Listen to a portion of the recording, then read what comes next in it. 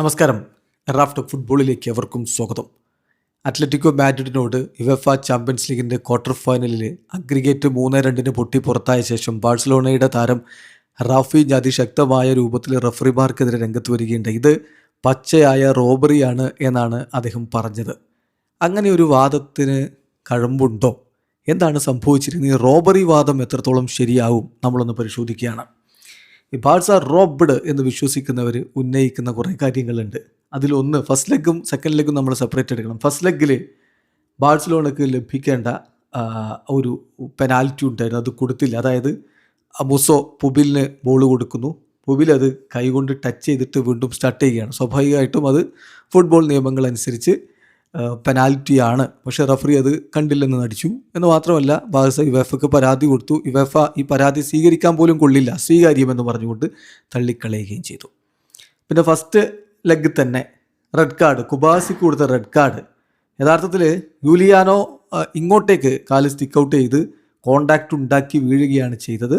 അല്ലാതെ അത് റെഡ് കാർഡല്ല എന്ന് വാദിക്കുന്ന നിരവധി ഫുട്ബോൾ നിരീക്ഷകരുണ്ട്.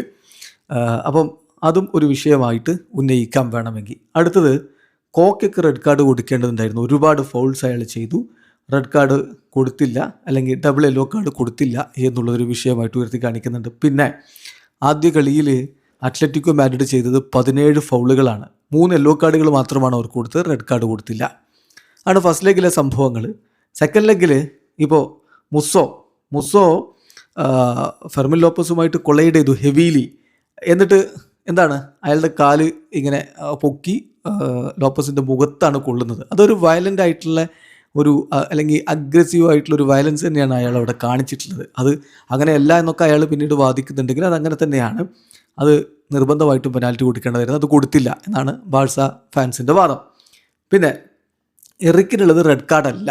അത് പറയാൻ കാരണം കൂണ്ടയാണ് അവിടെ ലാസ്റ്റ് മാൻ, അല്ലാതെ എറിക്കല്ല. അതൊരു യെല്ലോ കാർഡിൽ അവസാനിപ്പിക്കേണ്ട വിഷയമായിരുന്നു എന്നുള്ളതാണ് രണ്ടാമത്തെ കാര്യം. മൂന്നാമത്തെ, ബാഴ്സലോണയ്ക്ക് പെനാൽറ്റി കിട്ടേണ്ടതായിരുന്നു. ലൊറൻ്റെ ഒൽമോയെ ഫൗൾ ചെയ്തു പെനാൽറ്റി ബോക്സിൽ, ഇൻസൈഡ് ദി പെനാൽറ്റി ബോക്സിൽ ഒൽമോയെ ഫൗൾ ചെയ്തു, പക്ഷേ പെനാൽറ്റി വിളിച്ചില്ല. പിന്നെ അത്ലറ്റിക്കോ മാഡ്രിഡ് രണ്ടാം പാദത്തിൽ 15 ഫൗളുകളാണ് നടത്തിയത്. ഒരു യെല്ലോ കാർഡോ ഒരു റെഡ് കാർഡോ അവർക്ക് കൊടുത്തില്ല. ചുരുക്കി പറഞ്ഞാൽ 6 തെറ്റായിട്ടുള്ള കോളുകൾ 2 പാദത്തിലുമായിട്ട് റഫറിമാരുടെ ഭാഗത്ത് നിന്ന് വന്നു.